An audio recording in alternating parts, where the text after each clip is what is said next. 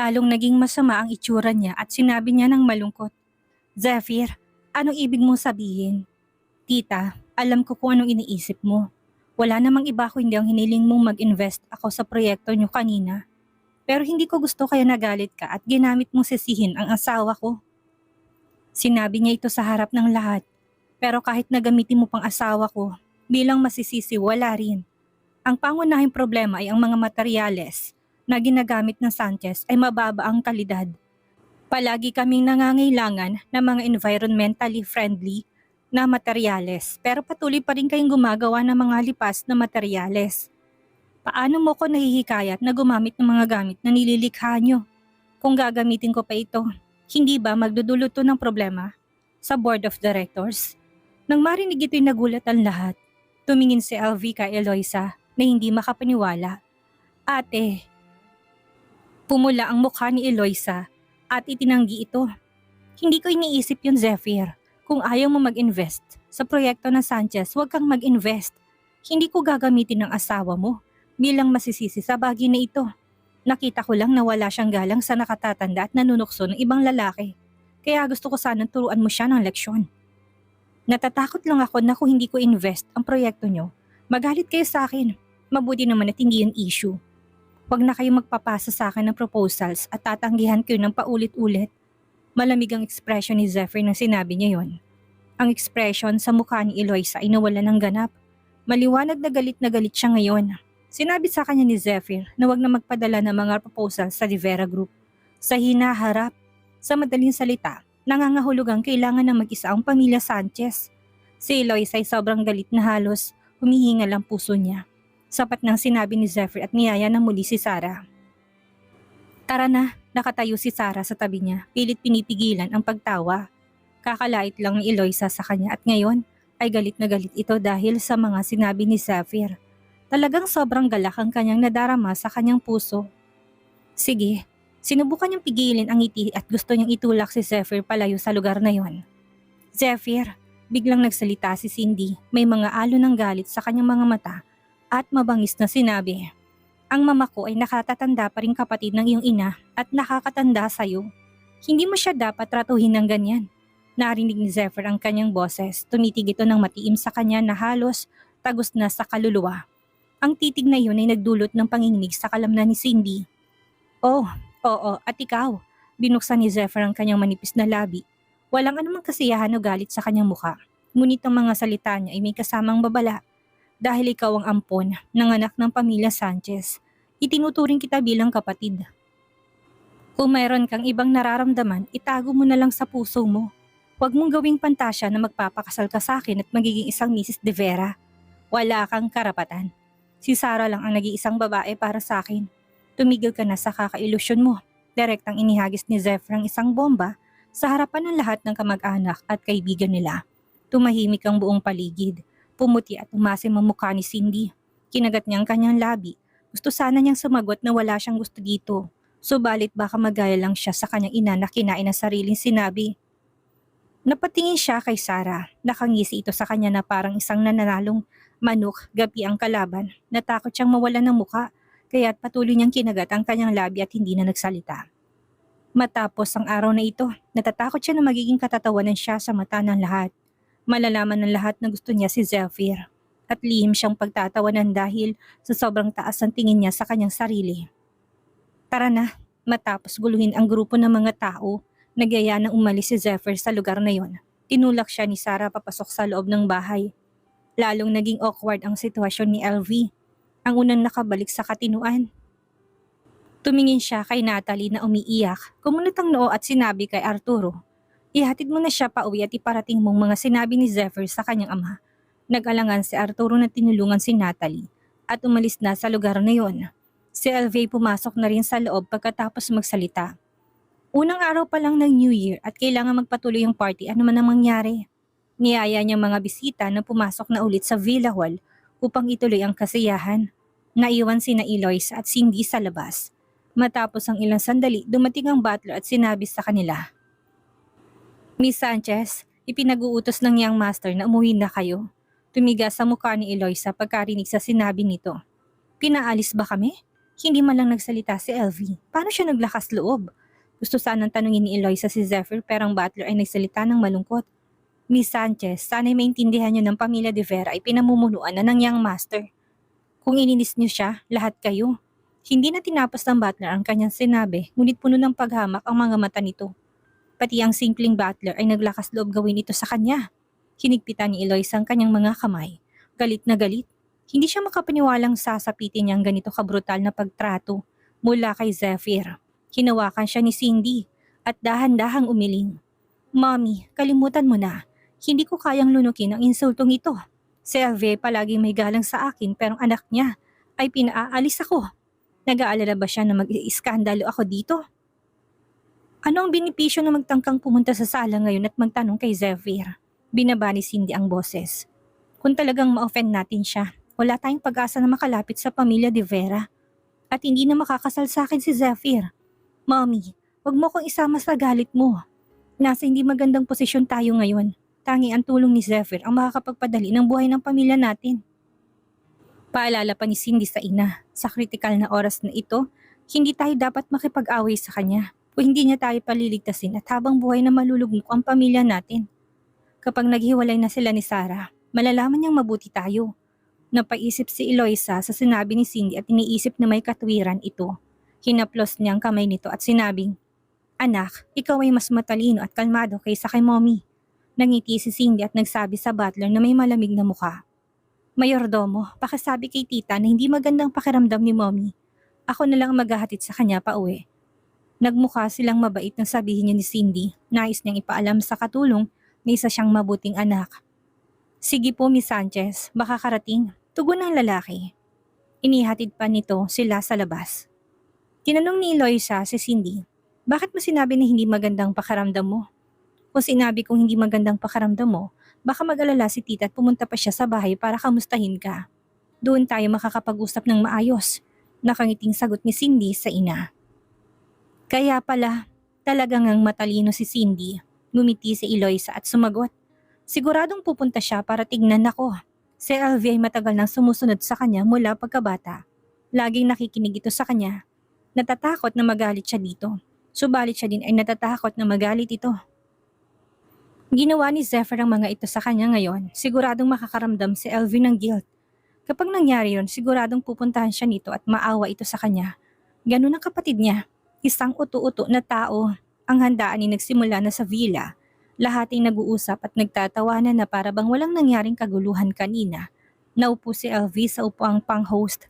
Lumapit ang mayordomo upang magulat. Hindi magandang pakaramdam ni Miss Sanchez, kaya nauna na siyang umuwi, madam. Naguluhan si Alvin bigla. Bakit hindi magandang pakaramdam niya? Anong nangyari? Bagamat medyo nagalit siya kanina, hindi niya basta-basta binabaliwala ang kanyang kapatid. Pamilya pa rin sila at walang hindi napapatawad sa magdamag sa pagitan ng magkakamag-anak. Nasa mesa si Zephyr at narinig to ng bahagya.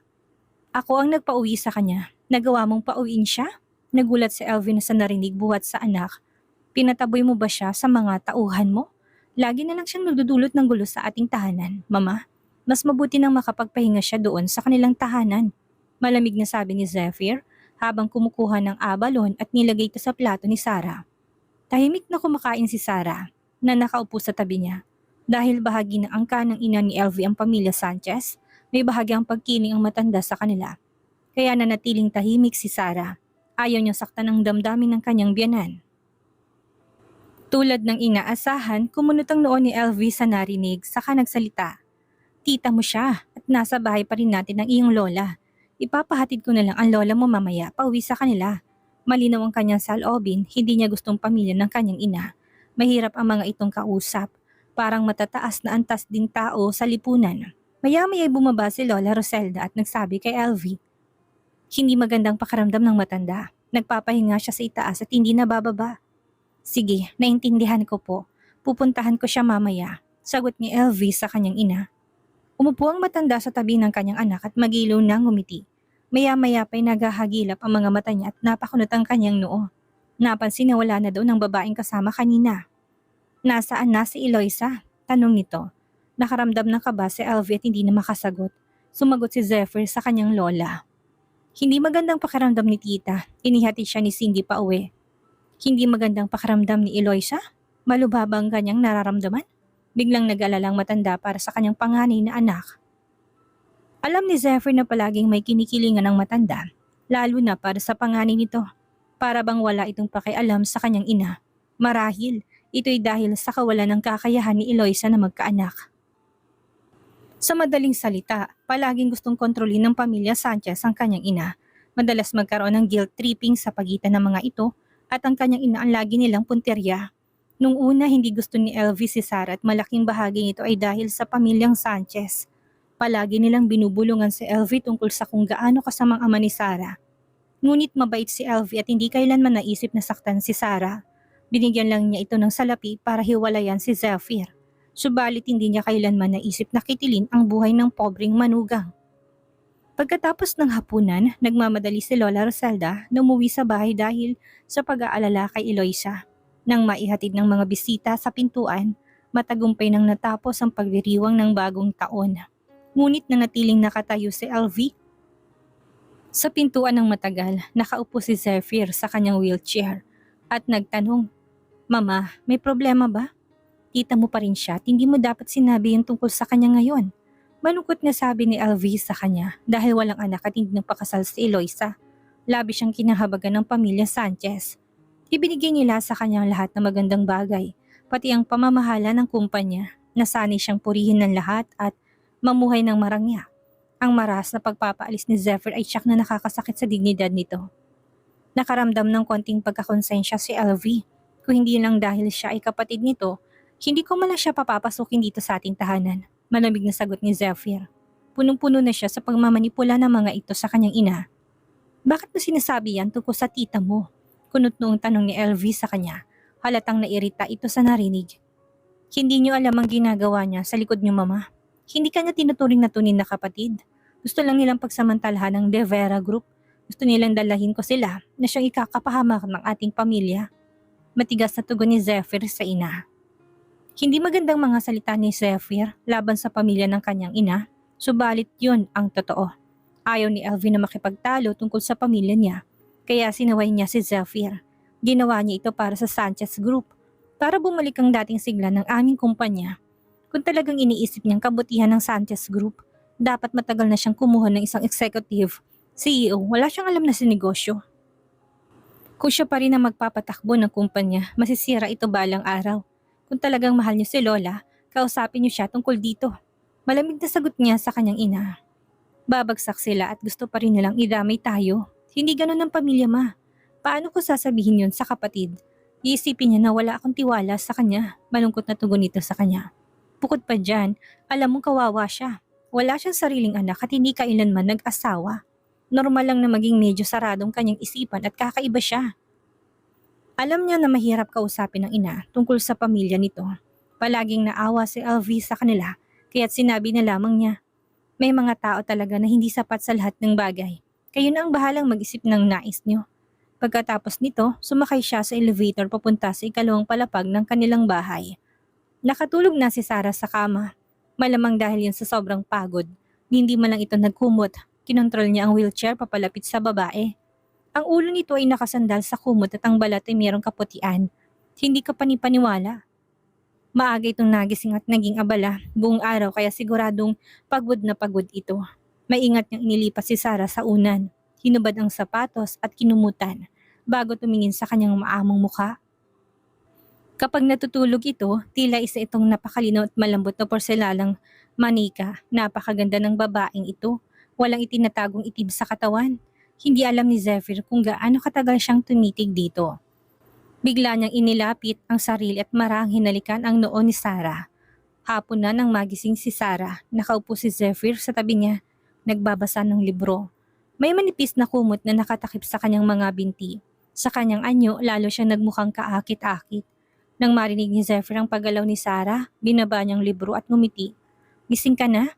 "Hindi pa." Pinahid ni Sarah ang kanyang mga mata at umupo. Ang kanyang mahabang buhok ay magulo at nakalugay sa likod na nagpapakita ng kanyang tamad at malambing na anyo. "Ikaw talaga, pilosopo ka na." Ngumiti si Zephyr na tila naakit sa anyo ng babae. "Tatanungin mo ako kung gising na ako? Adik ka ba?" "Malamang gising na ako." Ngumuso pa si Sarah pagkasabi ng mga salitang yon. Napatingin si Zephyr sa kanya at biglang nakaramdam ng pagnanasa. Yumuko ito at hinalikan siya. Bakit mo ko biglang hinalikan? Tanong niya na litong-lito. Mukhang may iniisip na naman itong kakaiba. Niyakap nitong kanyang malambot at payat na katawan at mahina, ngunit mariing sinabi. Hindi ko mapigilan kapag nakikita kita. Palagi ako nasasabik sa'yo. Ano bang meron ka? Alam niya kung anong ibig sabihin nito at mula siya ng gusto. Maganda ko? Bakit?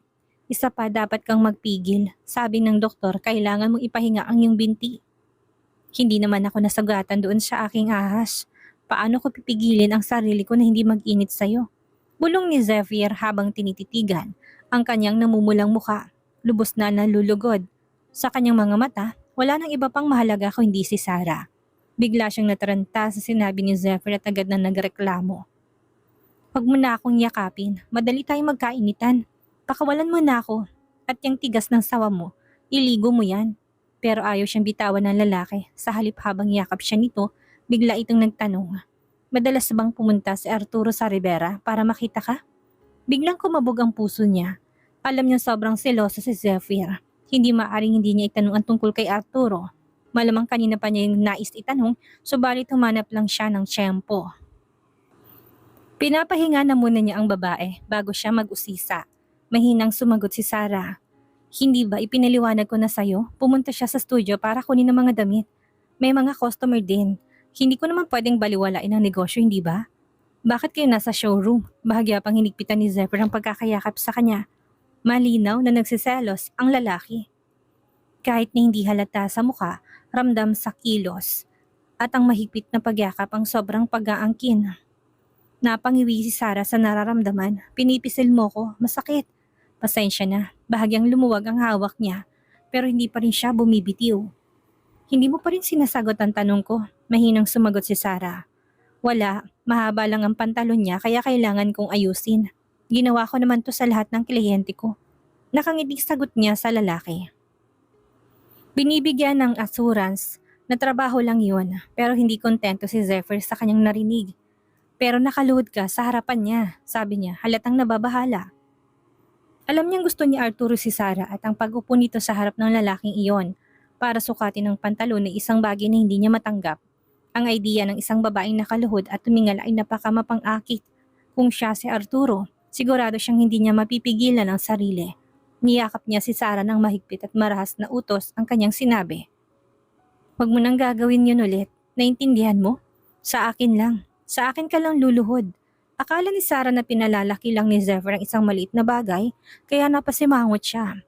Hindi ba normal lang yun? Kailangan mo talagang umupo para masukatan ng haba ng pantalon, hindi ba?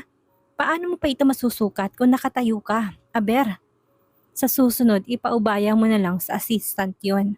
Wika ni Zephyr habang tinitignan siya ng mga bisig nito. Napatigil siya at napailing. Kung ipapagawa ko yun sa assistant, hindi ba siya rin ang yuyuko sa harap ng lalaki? Hindi ko iniintindi ang ibang babae. Wala naman akong pakialam sa kanila. Pero ikaw, aalagaan kita. Sabi ni Zephyr habang bahagyang kinurot ang kanyang ilong. Ikaw ay mahal ko. Akin ka lang. At ayaw ko mapalapit ka masyado sa ibang lalaki. Naintindihan mo? Hindi ba pwedeng makipagkaibigan at magnegosyo ng normal gaya ng iba? Alam mo, ikaw, intrigero ko eh. Sagot ni Sarang umiirap ang mga mata. Pwede naman pero panatilihin mong tamang distansya at ipaalam mo sa akin kung saan kayo pupunta. Nakangiti si Zephyr na sinabi yon. Ipipilit niya talagang nais niya na hindi tipong ma-offend ng babae. Ang dami mong sinasabi. Reklamo ni Sarah na medyo naiinis na. Lumabas ang matapang niyang anyo parang isang malit na hayop na handang lumaban sa tigre na nais sumagpang sa kanyang leeg. Ngumiti si Zephyr at marahang kinagat ang mapupula niyang labi. Hindi kita pababayaan, aalagaan kita. Palagi. Tumagal ang halik na yon hanggang sa medyo nalito na siya bago siya pakawalan ng lalaki. Tinitigan pa siya nito habang namumula ang kanyang mukha. Pero hindi rin siya nakaligtas. Madilim ang kanyang mga mata, puno ng hindi mapigilang pagnanasa. Nag-init ang kanyang pakaramdam. Bigla siyang nauhaw. Ang kanyang lalamunan ay nanuyo ng sobra. Bitawan mo ko, iinom na muna ako, sabi niya sa lalaki. Habang kumakawala sa bisig nito. Alam ni Zephyr na ang init ng katawan ni Sarah, kaya napangiti siya at pinanood ito. Naglakad ang babae patungo sa lamesang kinaroroonan ng pitsyel ng tubig. Nagsalin siya sa baso ng tubig at inubos yon. Totoong nauuhaw siya. Ngumiti si Zephyr na may kaunting hagikik. Ganon ka kauhaw? Natuyo ang lalamunan mo. Ganon ba ako kahat? Hawak ang baso, tumingin si Sarah kay Zephyr na parang naiilang. Hindi ka rin mayabang, no? Nauhaw lang talaga ako. Hindi yun gaya ng iniisip mo. Hindi, ang weird. Sabi ni Zephyr habang nakangiti pa rin. Sandali siyang natahimik bago muling nagsalita. Ayusin mo na ang mga gamit mo. Pauwi na tayo. Uuwi na? Tanong ni Sarah. Nagtataka. Karaniwang nananatili sila sa lumang bahay hanggang sa ikalawang araw ng bagong taon bago umalis. Nakikipagkwentuhan pa sila sa matanda ng matagal. Wala namang gagawin dito. Uwi na tayo ng mas maaga ngayon para mag-enjoy. Sagot nito ng nakangiti. Anong gagawin natin? Naguguluhan si Sarang, pinapahiwatig ng lalaki. Ano mang gusto mong gawin noong mga nakaraang taon, gagawin natin ngayong taon. Ngayong taon ang unang beses nakasama ni Zephyr si Sarah at gusto niyang punan ang lahat ng mga nakalampas na pangarap ng babae na mga nais nitong gawin. Hindi agad maisip ni Sarah kung anong nais niyang gawin, kaya minabuti niyang puntahan na muna si Lola Sandro upang aliwin, subalit ang matanda hindi mapainom ng gamot ng mga kasambahay, kaya tinulungan niyang mga ito. Siya ang nagpainom dito ng gamot at nang maayos ng matanda, nahiga na ito upang magpahinga. Bumalik naman siya sa kama kasama si Zephyr. Habang papunta sila sa kanilang destinasyon, hindi maiwasan ni Sarah na malito kung ano ang una niyang nais gawin. Mahaba ang kanyang listahan. Bigla marami siyang oras pero wala siyang tsak na plano at walang mapiling nais puntahan. Nag-isip siya saglit at sinabing, nung mga nakaraang taon, pumunta kami ni Rebecca sa Baguio at dinayo ang night market doon. Ang ganda ng mga ilaw sa bundok na tila ba mga bituing kumikinang. Panimula niya. Noong mga nakaraang taon, ginugol niya ang oras kasama si Rebecca. Pero ngayong taon, ang kaibigan ay masarili ng pamilya at hindi na sila maaring bumalik sa mga dati nilang gawi. Si Zephyr ay laging abala noon. Tuwing Pasko ng pagkabuhay, palagi niyang pinapalawak ang negosyo sa ibang bansa. Isa siyang workaholic at hindi alam na may isang maliit na asawang naghihintay sa kanya sa bahay. Mas inuuna niya ang mga meeting at trabaho. Bawat taon, tinatawagan siya ni Sarah at ang laging sagot niya dito ay, busy ako. Ngunit ngayong taon, gusto niyang samahan ng babae at hindi alam ni Sarah kung ano ang gagawin sa dami na nakapila nitong mga nais puntahan. Kung ganun, pumunta tayo sa night market, sabi ni Zephyr kay Mr. Jomar. Nabagabag siya nang marinig yon. Pero hindi pa nga gumagaling ang paa mo, hindi ba? Wala namang problema, pwede naman akong sumakay sa wheelchair at hindi ako maapektuhan ng kahit na ano. Sagot niya habang tinitingnan ng mukha niya. Ayaw nitong mawala ng pagkakataong mapalapit sa kanya dahil lang sa pinsala sa kanyang binti. Marami silang mga pagkukulang sa nakaraan. Nais niyang maging masaya sila at magkasama sa tuwing darating ang bagong taon. Totoo ba? Tanong niya na nag-alinlangan pa rin dahil sa sugatang paa ni Zephyr. Wala namang problema. Mahigpit na sagot nito sa kanya. Basta sa ikakaligaya mo. Ano kaya ang gagawin ng mag-inang Eloisa at Cindy para mapilit makuha si Zephyr at maiangat ang kumpanya nila? Hanggang saan ang kanyang gawin ni Zephyr para maipaglaban ang pag-ibig niya kay Sarah? Yan ang ating aalamin sa susunod nating kabanata.